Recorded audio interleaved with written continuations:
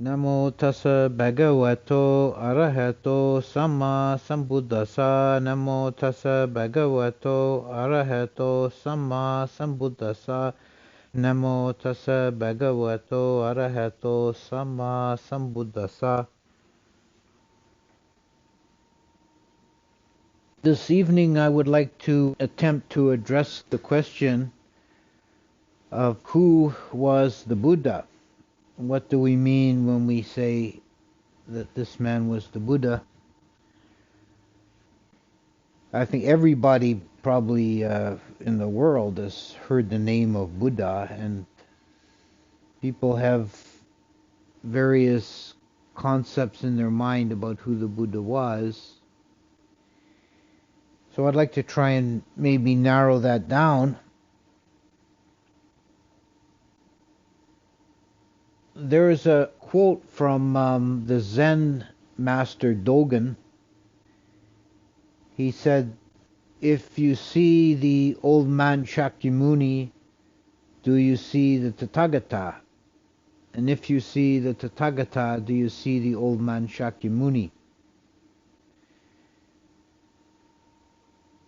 What he's getting at here in this expression is that there are two aspects we have to bear in mind for a full understanding of this personage known as the Buddha.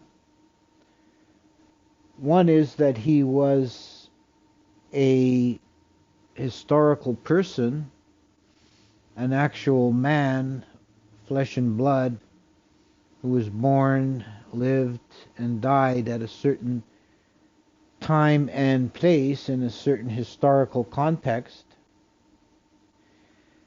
And at the same time, he was the supremely enlightened one. He is someone who had reached the summit of possibilities of human existence, human knowledge, human wisdom. He had transcended, passed over, passed beyond the ordinary conditioned or samsaric limitations.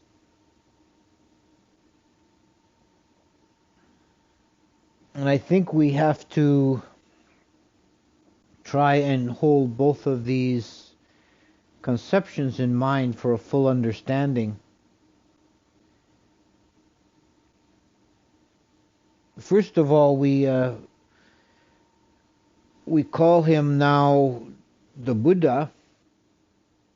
In European languages, he's always referred to as the Buddha, which in some ways is an odd choice. We don't find in the original texts, the Pali Canon, him referred to as the Buddha very often.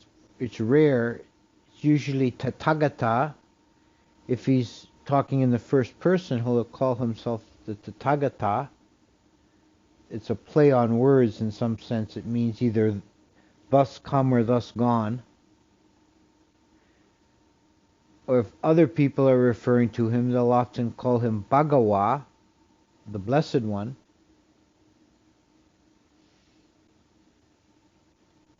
He's referred to as a Buddha, Samma Sambuddha, one who is perfectly enlightened by himself. The word Buddha means awakened, from the verb buddhati, to wake up. So one who is fully awake. Ordinary human consciousness is like being in a dream or half asleep. And our practice is to try and wake up. And the Buddha is one who has fully awakened. And he's called Samma Sambuddha because he's perfectly Samma, awakened by himself, Samma, Sam, by his own effort. To situate this person in time and place, His given name was Siddhartha, or Siddhartha in Sanskrit, of the clan Gautama. So his name is Siddhartha Gautama. He was born in northern India, in the foothills of the Himalayas, in the Sakyan clan of the Kshatriya caste, the warrior caste. We have voluminous texts in the Pali Canon that fill up a whole bookshelf if you collect all the texts of the Pali Canon that record the teachings and discourses of the Buddha. But in those original texts, there's only scattered little bits of biographical detail. We do know from those texts that he was raised in wealth and luxury. Later tradition elaborated this with actually quite poetic and beautiful story of his early life, making him a prince, which is actually somewhat unlikely historically that he would actually have been a prince, because we know that the Sakyan people had a republican form of government. It was later on in India that monarchies became much more prevalent. The Sakyans were still a rather old-fashioned group within India that still held the more primitive republican form of government. But in any case, he was quite wealthy. The traditional story is that, as I say, he was the prince, and he was raised in such a way that he never saw any sign of human suffering. He was shielded from it, because when he was born, wise men examined the baby and recognized marks that they could identify with their lore that this baby was a remarkable person, a sapurisa, a special person, and he would either grow up to be the emperor of the world or a fully enlightened Buddha. And his father, being a practical, hard-headed, worldly sort of man, said, "Oh, emperor of the world sounds pretty good. Got to keep him from turning to spiritual things. I'm going to immerse him in sense pleasures in his youth." So they did the best they could, the king and the palace people, to keep the young Siddhartha completely secluded from seeing signs of human misery. But the prince, Siddhartha, grew restless and one day wanted to go for a chariot ride. And as they passed through the town, he saw somebody covered in sores and coughing and shaking. And he asked his charioteer, "What's the matter with this fellow?" And he said, "Oh, he's sick, my lord." "Sick? What is this sick? What does sickness mean? I've never heard of it." And so he explained to him about how the human body is prone to many diseases and dysfunctions and ailments. And the prince said, "Turn the chariot around, go back to the palace." And the first sight of seeing a sick person distressed him so much he went into a brooding state, like a depression, for several days. Then as he came out of it, he asked to go on another chariot ride. And this time he saw an old man, and he saw somebody gray, bent over, shaking, hobbling along on a stick. And he said, "What's the matter with this fellow?" "Oh, he's old." "Well, how did he get that way?" "It's just time. Everybody gets old." Oh, this is too much. I can't take this. Take me back to the palace. And the third time, it was a dead person, a dead man being carried out to the burning ground. And then it had to be explained what death was, the failing of the faculties, the ceasing of the functioning of body and mind. And this was the worst of all. But he still went for one more ride, one fourth journey, and he saw a robed figure walking out of the town. And he was told this was a samana who was seeking the truth in the forest. And that set the seed in the young Siddhartha's mind to leave the worldly life and abandon it and to become a spiritual seeker himself. Now this sets a context of ancient India. There was a long tradition going back centuries before the Buddha's time of what were called samanas, which is an old Aryan word that has the same root as shaman. These were holy seekers that would leave the worldly life and live in seclusion in the wilderness. And they followed various kinds of practices. Many of them were of the nature of self-mortification. We've all seen the stereotypes about the Indian faker lying on his bed of nails or starving themselves and so on. These kind of practices of extreme fasting or holding one's position, like standing on one foot for a long period of time, or sitting out in the sun. This was the practice of the 5 fires, sitting out in the hot Indian sun with a blazing fire on each side of you. There were a lot of these kind of extreme practices. And when Siddhartha had left the home life, he experimented with these kind of practices for 6 years.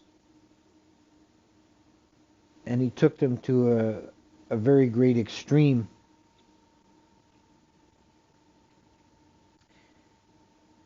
In the end, he decided that these practices were fruitless. They weren't leading anywhere. During his ascetic practices period, he had acquired 5 disciples who attached themselves to him because of his strength of personality and his great austerity. But then when he made the decision to abandon the extreme practices, he accepted an offering of milk rice from a shepherd girl named Sujata. And the other 5 saw him eating the milk rice, and they said, Siddhartha has fallen from the way. He has reverted to luxury.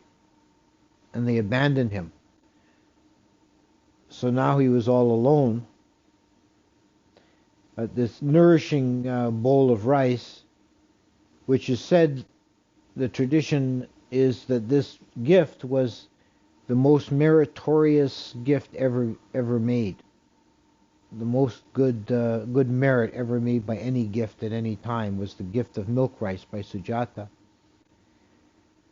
And fortified by this nourishing food, Siddhartha found a comfortable spot under a tree and sat cross-legged and went into meditation, examining the nature of reality for himself.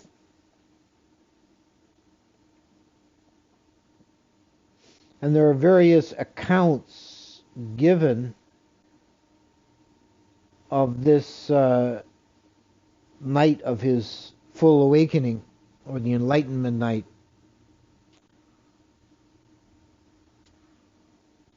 It's said that he was attempted to be dissuaded or thrown from his path by the deity Mara. Mara being the tempter, the lord of the sensual universe.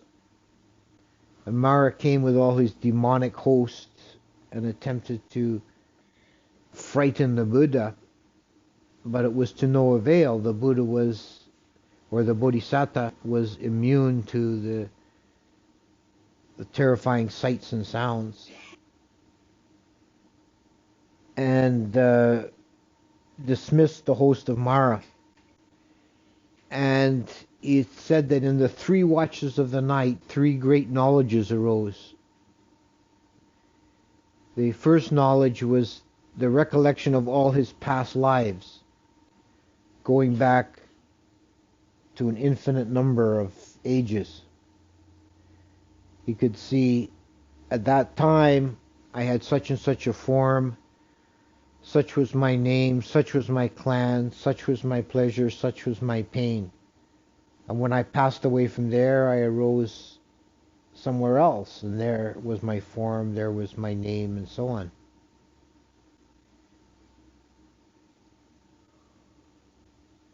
The second watch of the night, he attained to a penetration of the nature of reality in terms of understanding in depth the workings of samsara and the laws of karma, and cause and effect.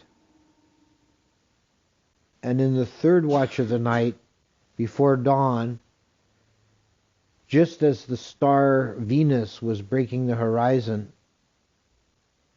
he attained to the ultimate knowledge of the purification of his being, the destruction of the asavas, or root defilements. So his being was perfectly purified. These are the 3 knowledges. And in the first knowledge, we have a complete personal penetration of understanding. Like the memory is totally purified, and one remembers, the Buddha remembered his entire career of past lives. So his own being was fully understood. In the second watch of the night, this personal knowledge was made general, and he understood how it played into the laws of karma, and he could see beings in general rising and falling, passing from one form to another. And he saw the nature of samsara as a wandering on, as a turning.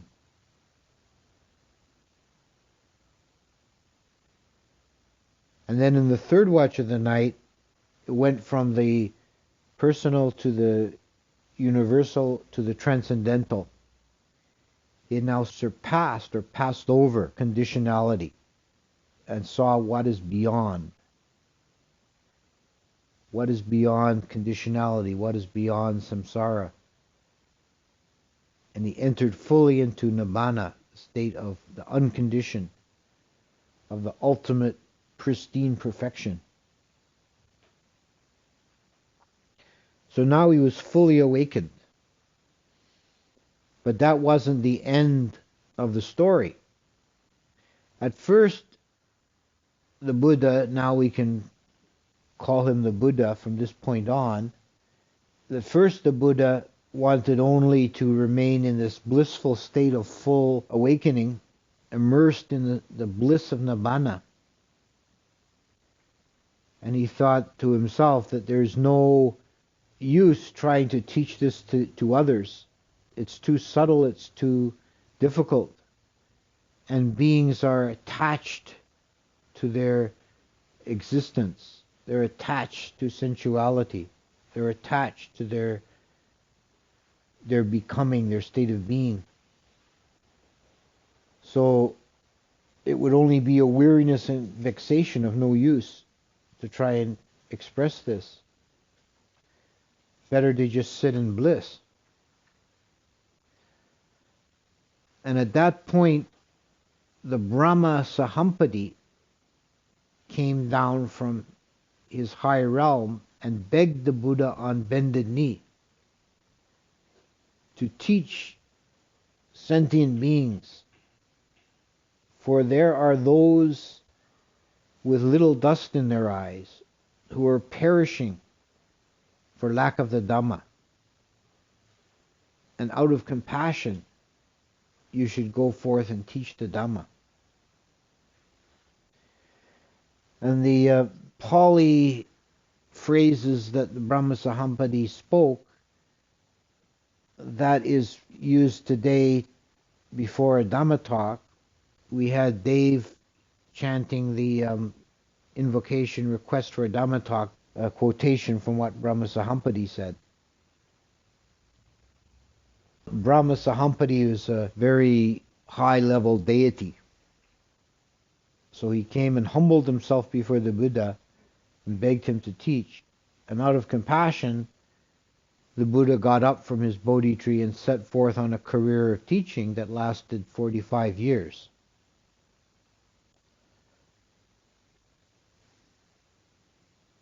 The first recorded sermon of the Buddha took place at the deer park at Sarnath. And there his 5 former disciples had gathered, and the Buddha sought them out. And as he approached, they said to one another, "Oh, here comes that charlatan Siddhartha, who reverted to luxury. Brothers, show him no respect when he comes. Do not rise from your seat. Do not show him any deference." But when the Buddha approached, his bearing was so dignified, and his eyes were so bright, and he glowed with the power of his enlightenment, that they couldn't help themselves. They bowed before him, and they prepared a seat for him, and they gave him water to drink and called him Venerable One, Blessed One. And the Buddha taught his first sermon at that time, in which he proclaimed the Four Noble Truths, which is the foundation stone of the whole Buddhist teaching. I think all the rest of the 45 years of teaching is in many ways just an elaboration and a commentary on that first sermon of the Four Noble Truths. And then something very remarkable happened at the conclusion of the talk. One of the 5, a fellow named Kondanyo, said, "Aha, now I see, now I know. That which arises is subject to cessation. That which begins ends. That which is born dies." And the Buddha said, he raised the finger and he said, "Aha, yes. Kondanyo knows, Kondanyo sees." And all the Devas of all the realms set up a cry and a great rejoicing. The wheel of the Dhamma has been turned. The wheel of the Dhamma has been turned. Now, what are we to make of this episode? This is a very significant, important moment.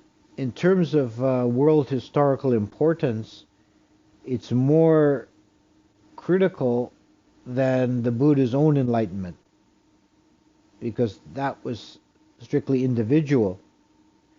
But now the Dhamma had been successfully transmitted. When Kondanyo proclaimed that which is subject to origination is subject to cessation, it's an interesting statement because it doesn't follow naturally or logically from what the Buddha had said in his own discourse. Kondanyo had absorbed the teaching of the Buddha and understood it at a deep level and was able to proclaim a deep truth of the Dhamma independently. The wisdom coming from the same wellspring.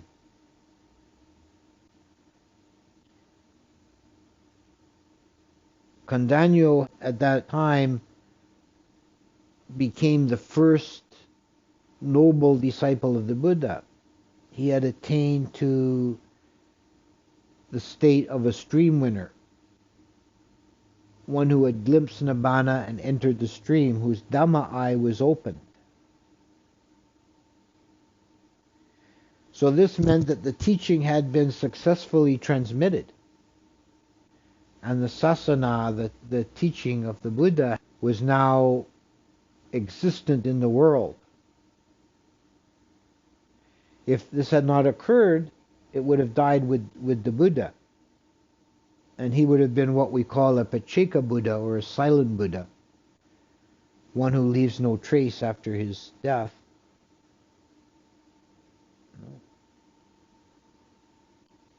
So this was a very critical moment, not only in this story but in the history of the world, that now there was a path out of conditionality had been made available to humans.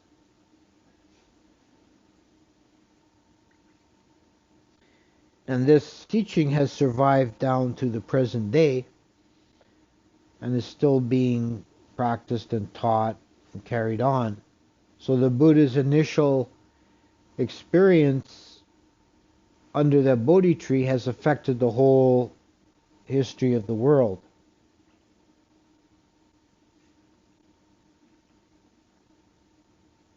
So that's, in a nutshell, the basic story of the life of the Buddha up to that point, the critical point of the first teaching, the turning of the wheel. We still should consider somewhat a deeper context of what it means to be a Buddha, why we distinguish this individual as a Buddha.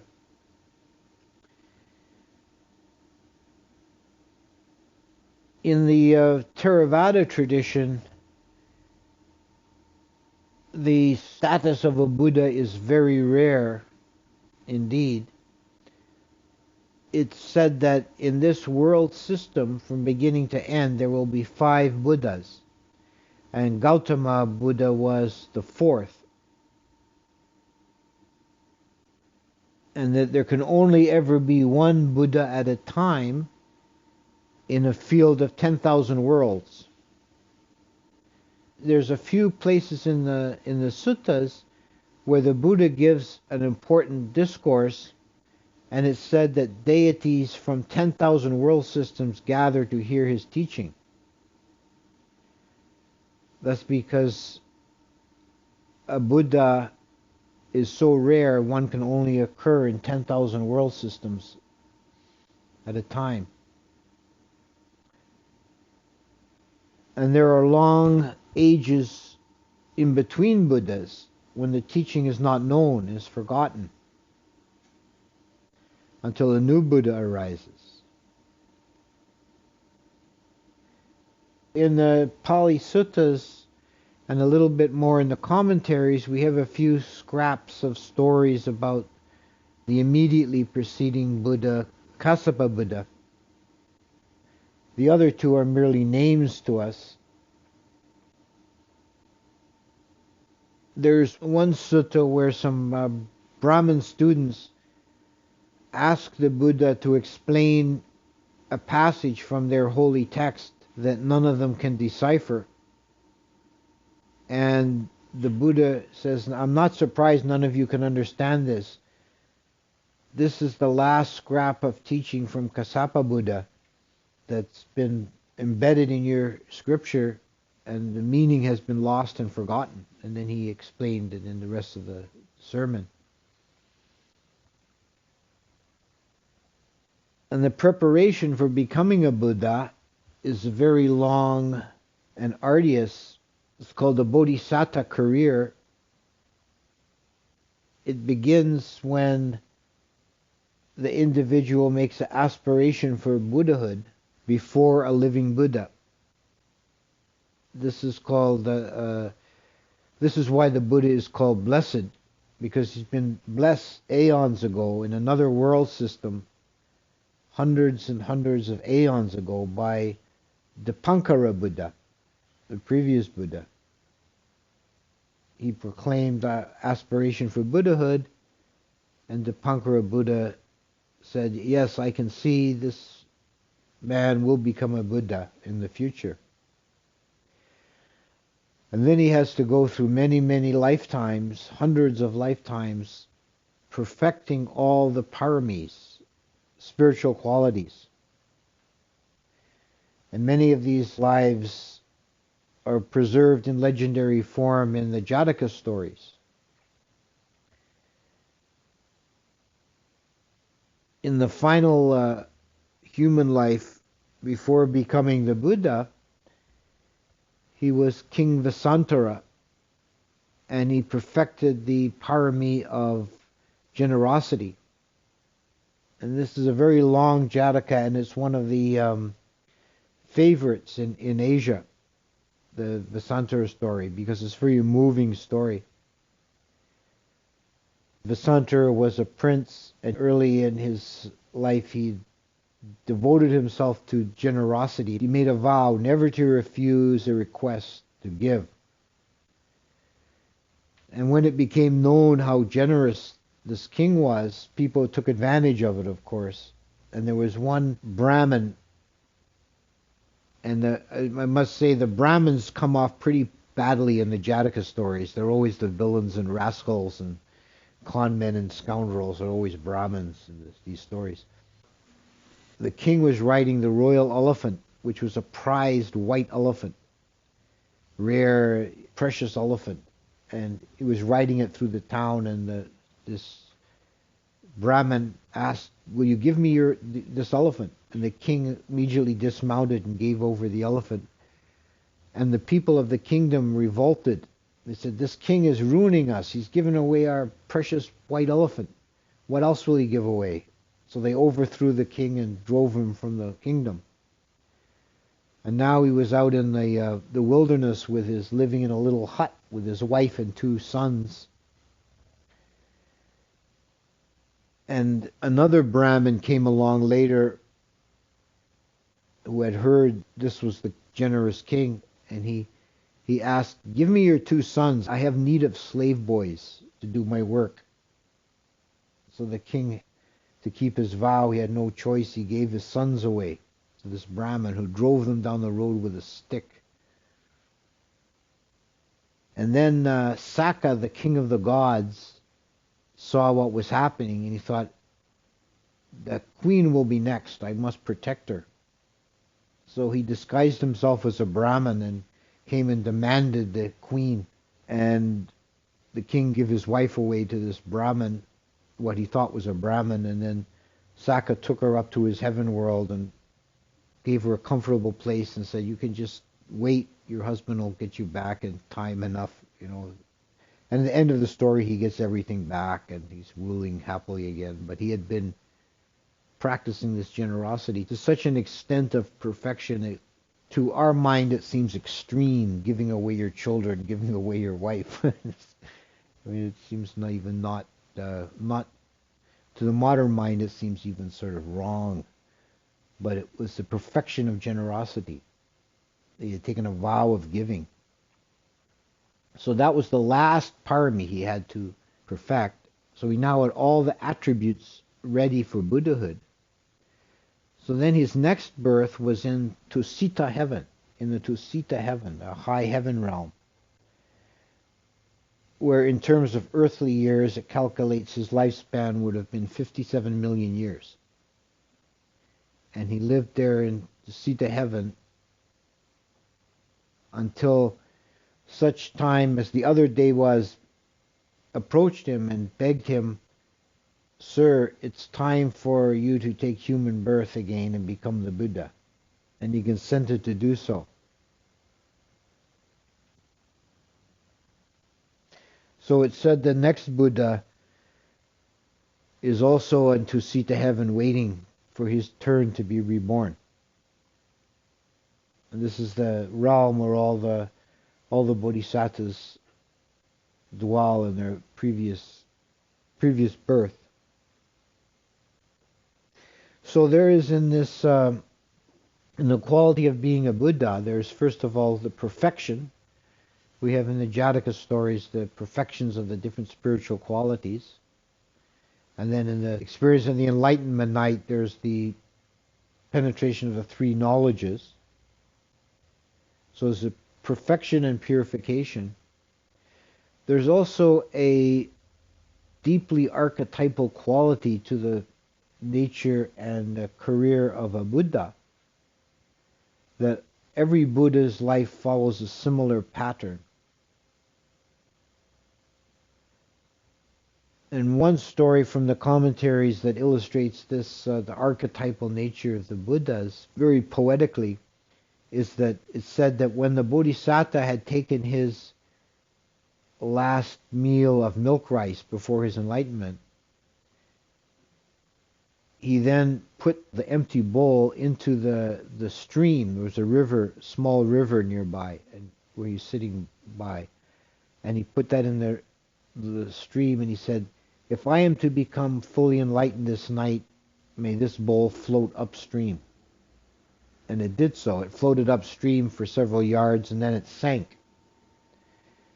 And it fell down through the water to the riverbed, where it landed with a clink against a pile of three other bowls left by the three previous Buddhas. And there was a mighty Naga, Mahakala, who lived for a world age, who lived at the bottom of that river. And he was mostly sleeping, but when he heard the bowl hit the other one, it woke him up, and he said, "Oh, there must be another Buddha in the world." So that there's a sense that by becoming the Buddha and transcending conditionality, he reaches this state of perfection that is identical in its nature to that state reached by all the previous Buddhas and will be reached by all the future Buddhas. And it's an alternate, it's a transcendental opposition to ordinary samsaric conditioned becoming.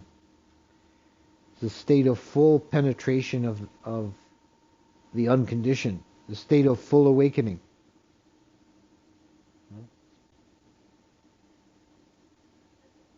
And this state is expressed, possessed, or manifested, however you want to phrase it, by a human person.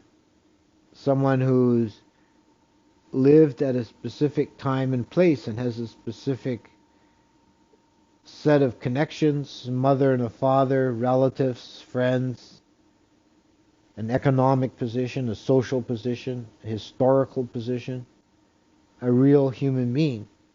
But he reaches this state of total transcendence, total perfection, and then he's moved by compassion to bring the teachings that he's penetrated into the world for the benefit of the multitude of sentient beings.